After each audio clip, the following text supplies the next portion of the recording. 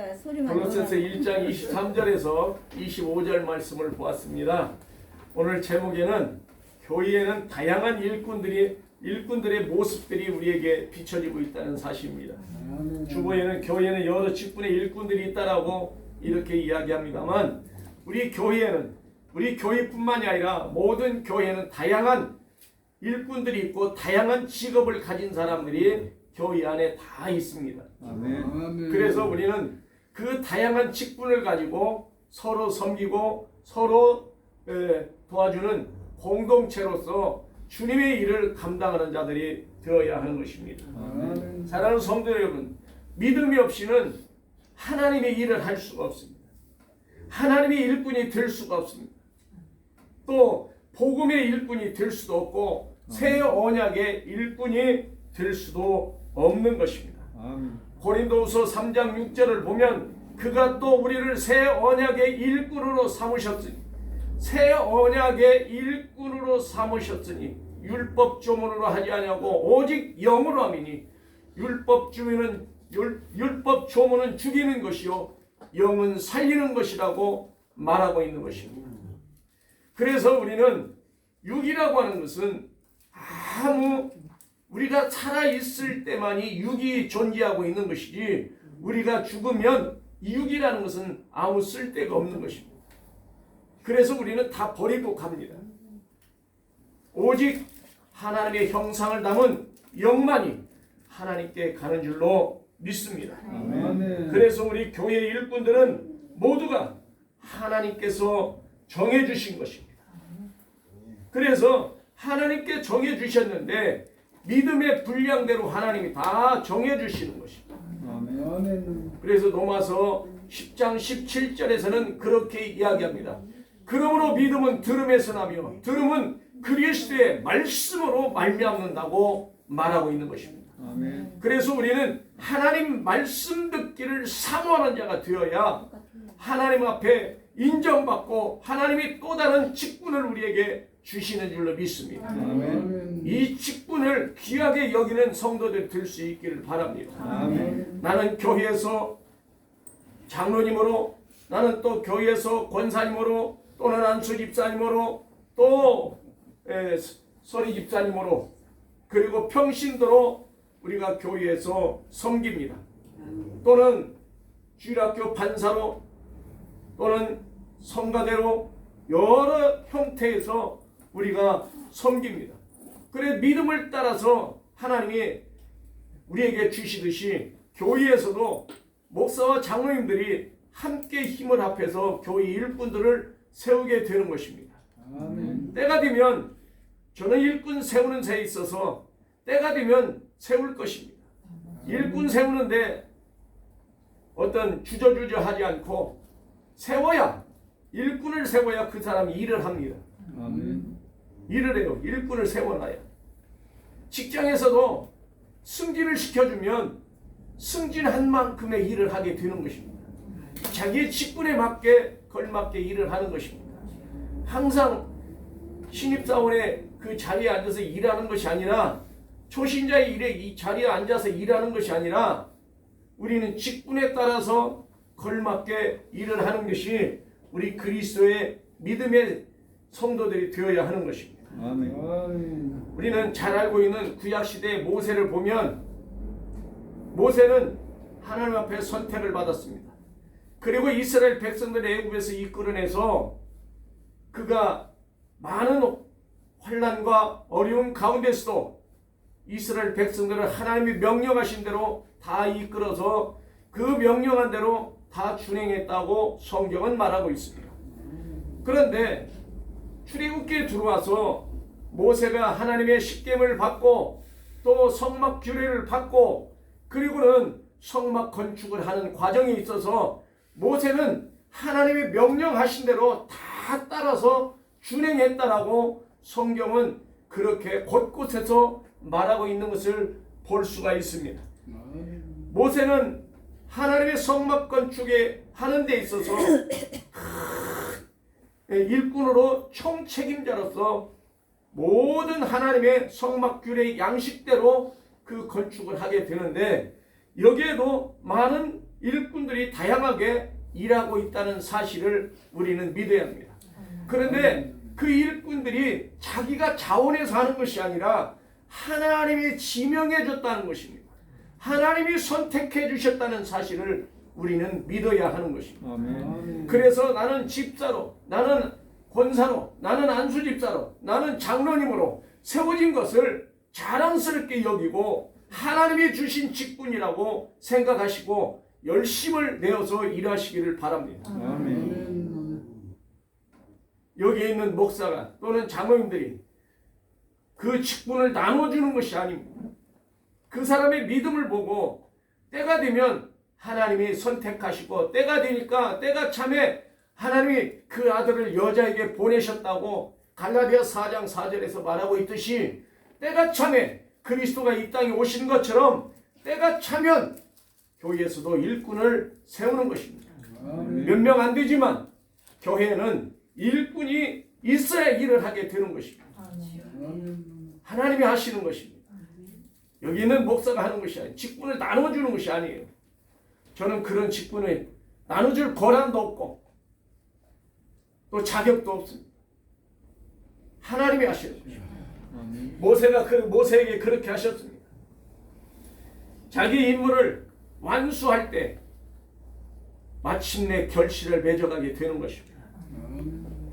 출애굽기 25장에서 30장까지 보면 모세가 성막 규례를 받는데 25장에서는 법궤와 떡상과 등잔대를 받고 그리고 26장에 성막 양식을 받고 27장에서는 번제단과 성막 울타리를 받고 27장, 28장에서는 28장과 29장에서는 제사장의 복장과 제사장 위임식을 거행하게 되고 그리고 30장에서는 분향단과 물두멍의 규례를 받아가지고 그리고는 시내산에서 내려와서 31장부터 34장까지는 금송아지 사건이 일어나는 사건입니다.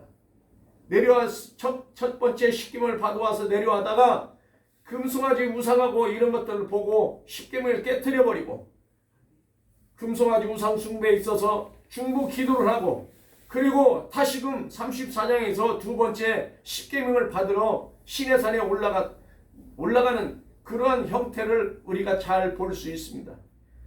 그리고 35장에서부터 40장까지 모세가 성막 건축 준비를 하고 성막 건축을 하고 그리고 또 성막의 물건들을 건축을 하고 그리고는 이제 성막 울타리를 세워서 마침내 이제 제사장들이 입을 의복과 그리고 하나님 앞에 성막을 봉헌하는 이러한 순서로 출애굽기는 마쳐집니다. 이러한 것들을 진행하는 과정에 있어서 하나님은 요소요소에 필요한 자들 다 세우셨습니다. 우리는 잘 알고 있는 모세의 형 아론이라는 사람은 아들이 4명이 있었습니다. 4명이 있었는데 나답과 아비후와 엘리아살과 그리고 이다말이라는 아들이 4아들이 있었어요. 그런데 나답과 아비후는 하나님께서 원하지 않은 불을 제단에 들이다가 그만 하나님이 그들을 죽이시버립니다. 이것은 어떤 불을 들였는데 이 불은 하나님이 원하는 그러한 불이 아니었습니다. 하나님이 명령한 불이 아니었습니다. 그래서 하나님의 말씀에 벗어나니까 하나님은 그를 즉시 그 자리에서 죽여버렸습니다. 이것이 레위기 10장에 다 기록되어 있습니다. 그런데 4아들 중에 2아들이 죽었어요. 그리고 엘리아살이 셋째 아들인데 엘리아살과 이다말이라는 넷째 아들만이 살았습니다. 아들이 졸지에 2명밖에 안 남았어요. 아론은 심히도 두려웠습니다. 엘리아살의 아들이 비느하스잖아요. 민수기 25장에서 바알불 사건에서 이 비느하스가 음란에 젖어 있는 자들을 2사람을 시므리와 두 남녀를 창으로 찔러 죽이는 사건. 그래서 사람을 죽이고 하나님 앞에 축복을 받은 사람이 비누왔습니다. 그런데 이 이다말이라는 사람은 아주 정직한 사람이었어요. 아주 정직한 사람이었어요. 교회 안에서도 우리가 이 이다말처럼 정직해야 하는 것입니다. 정직해야. 그래서 이다말이라는 사람은 하나님 앞에 정직했어요. 하나님이 그를 택하셨어요. 그를 택하셔서 그에게 모든 재정을 맡겼어요. 이다말이 얼마나 하나님 보시기에 정직했던지 그에게 교회 건축하는데 모든 살림살이를 그에게 다 맡겼어요. 그리고는 그 손을 통해서 모든 돈이 지출되고 모든 것이 정확하게 회계하고 그리고 기록하게 되는 것입니다. 교회 안에서도 마찬가지입니다. 교회 안에서도 교회 회계를 아무나 세우는 것이 아닙니다. 교회 회계가 맡으면 회계가 타락하게 되면 교회가 정말 어려움을 겪게 됩니다. 그래서 이 교회 회계라고 하는 것은 당회에서 결정하는데 당회와 재직회에서 결정하게 되잖아요. 그런데 아주 정직하고 사람들로부터 신뢰를 받고 또 사람들이 그만큼 존중해 주는 사람을 회계로 세우게 되는 것입니다. 이다말이 이런 사람이었습니다. 이다말의 후손이 우리가 잘 알고 있는 사람이에요. 이다말의 후손이 누굴까? 잘 모르시지? 우리 지난 시간에 지난 금요일 날 종말에 대해서 우리가 잠깐 저기 했잖아요. 이제 지금 종말의 시대로 들어가서 우리가 좀 종말에 대해서 지금 지난 금요일부터 지금 듣고 있습니다. 마태복음 24장 지금 우리가 보고 있잖아요. 거기에 다니엘서 24장이 다니엘서 9장이 거기에 들어가서 지금 우리가 보고 있잖아요. 자, 답이 나왔어. 이다말의 후손이 다니엘. 그 유명한 다니엘. 대단한 사람이잖아요. 그래서 이 이다말이라는 사람은 이렇게 하나님 앞에 선택을 받은 자였어요. 또 두 번째 선택받은 사람은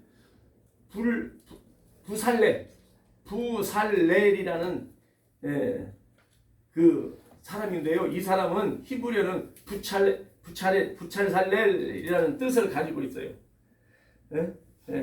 베찰셀 이렇게 이제 저기인데 베찰엘이라고 엘이 끝이니까 엘이 붙어 있어요. 히브리어. 엘 하면 하나님이잖아요. 그래서 이 부살렐의 이름의 뜻은 하나님의 그늘이라는 뜻을 가지고 있어요. 하나님의 그늘, 하나님의 보호라는 뜻을 가지고 있는데 우리가 하나님의 그늘 안에 머무는 자가 되어야 되고 하나님의 보호하심을 받는 자들이 되어야 하는 것입니다. 아멘. 그래서 시편 121편에서 보면 121편 1절에서 8절까지가 121편이죠. 거기에 보면 내가 산을 향하여 눈을 들리라. 나의 도움은 어디서 올까? 나의 도움은 여호와께서로다. 여호와께서 너를 실족하지 않게 하시며 너를 지키시기가 졸지도 아니하시는도다. 이스라엘 지키는 졸지도 아니하시 주무시도 아니하시는도다. 여호와는 너를 지키시는도다. 여호와께서 내 오른쪽에서 네 그늘이 되시나니 낮에 해가 너를 상하게 하지 아니하며 밤의 달도 너를 해치지 아니하리라.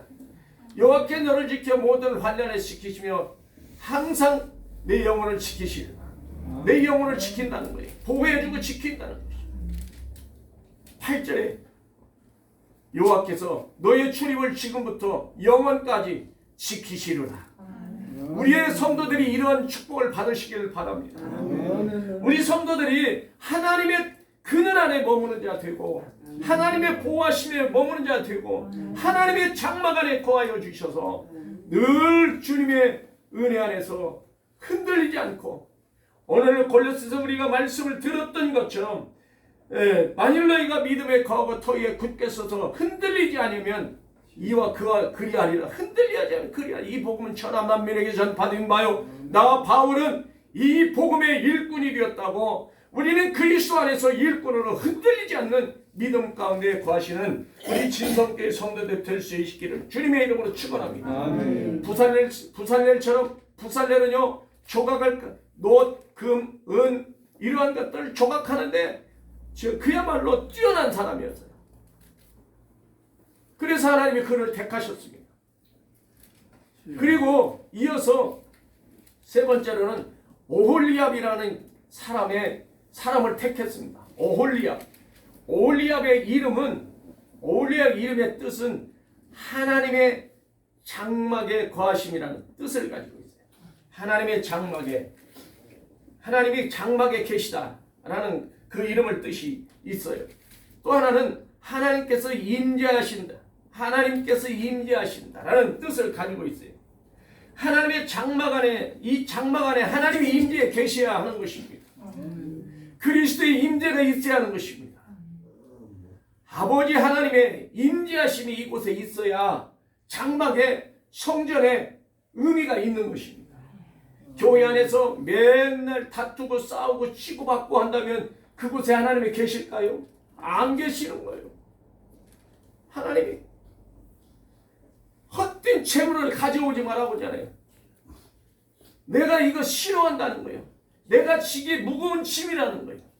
안식일을 통해서, 성일을 통해서, 절기를 통해서 너희가 악한 것을 행하는 것을 내가 도저히 볼 수 없다는 거예요. 교회에서는 늘 사랑만이 필요합니다.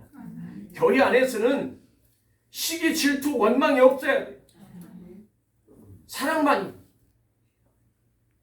오직 예수 그리스도께서 우리를 사랑하시고 하나님이 우리를 사랑하셔서 독생자 그분을 우리를 위해서 생명을 주셨던 것처럼 우리도 그분을 위해서 살아가야 하는 것입니다. 로마 예배소서 5장 1절에 그럽니다. 그러므로 사랑을 받는 자녀같이 너희는 하나님을 본받는 자가 되라. 그리스도께서 너희를 사랑하신 것 같이 그는 우리를 위하여 향기로운 제물 되셨다고 이야기하는 것입니다. 예배소 5장 1절에 2절에 그렇게 말하고 있는 것입니다. 또 다섯 번째로는 다양한 사람들이 있었습니다. 거기에는 특히 여자들이 하나님이 부르셨습니다. 여자들. 하나님이 여자들을 부르셔서 그 여자들은 배실을 꼬는 거예요. 실을 꼬는 거예요.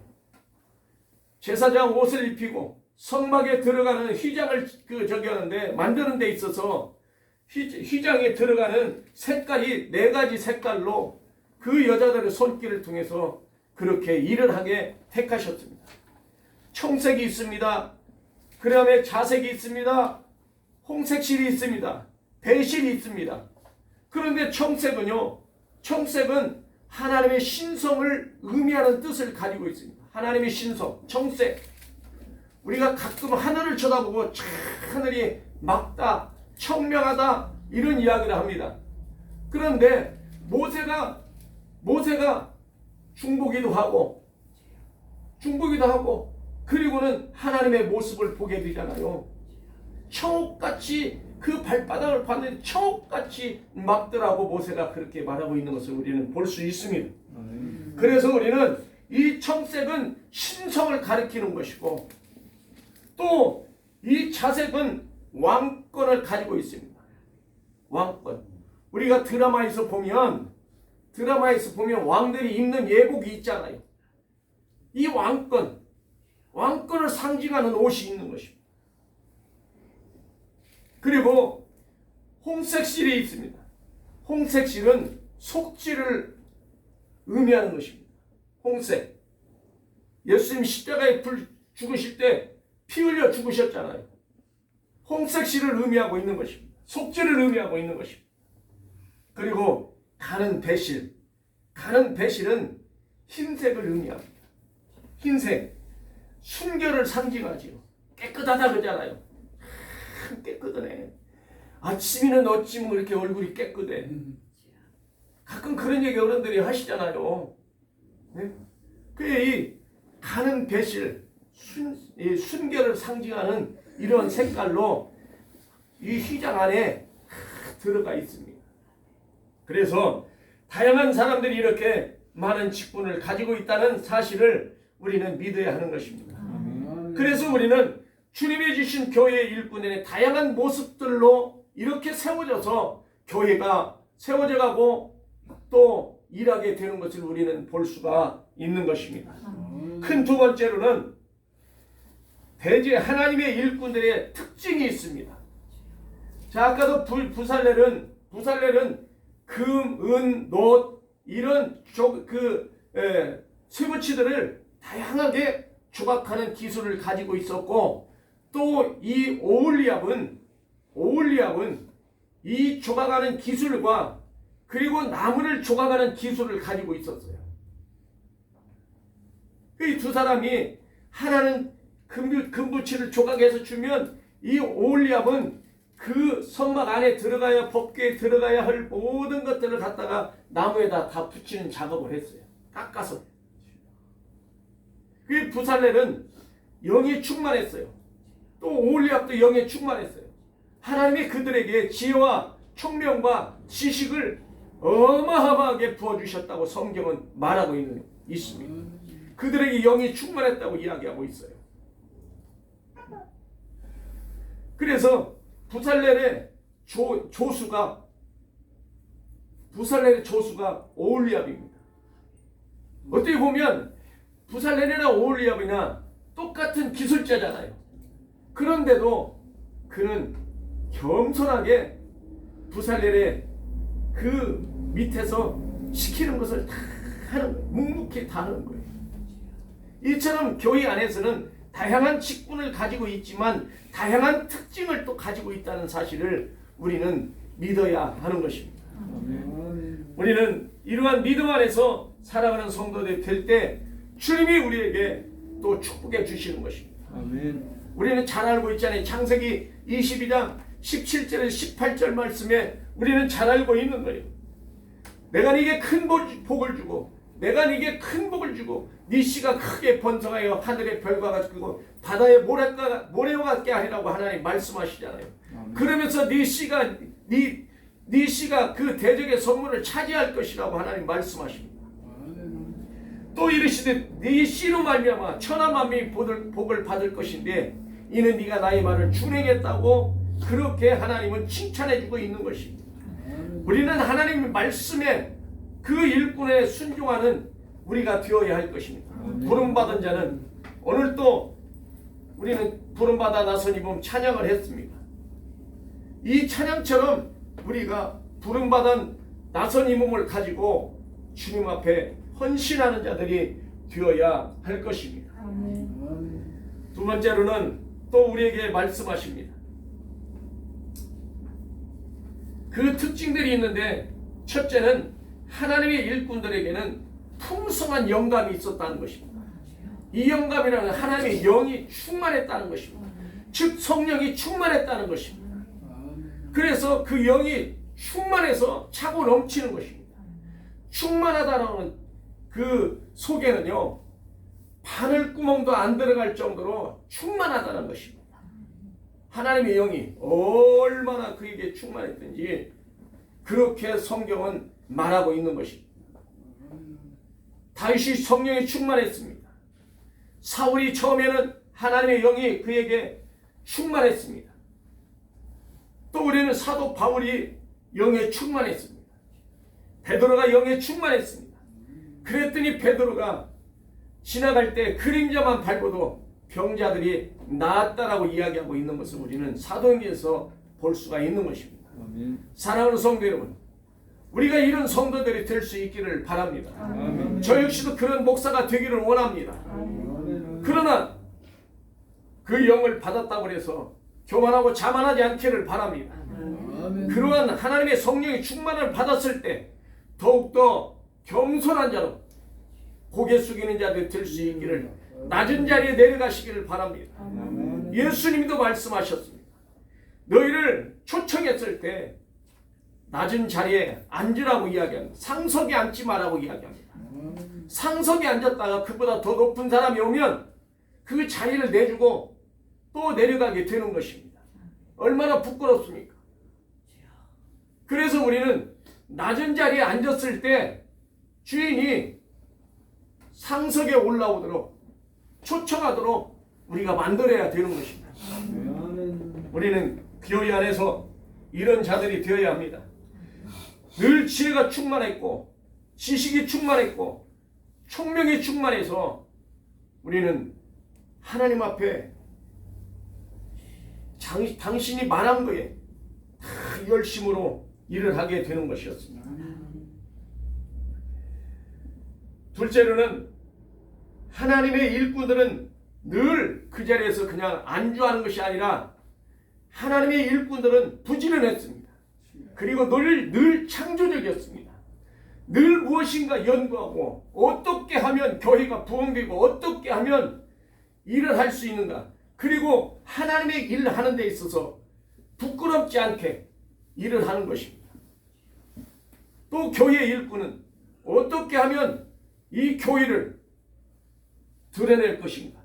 하나님의 영광을 드러낼 것인가. 이런 거에 대해서 이렇게 열심으로 창조적으로 일하는 사람들이 있었다는 것입니다. 세 번째로는 교회의 일꾼들은 정직한 사람들이었습니다. 우리는 모두가 정직하기를 소망합니다. 여기 있는 목사부터 정직하고 우리 성도들도 정직하고 정직했을 때 하나님이 거짓이 없다고 인정해 주는 것입니다. 우리는 이러한 믿음의 성도들이 되어야 하는 것입니다.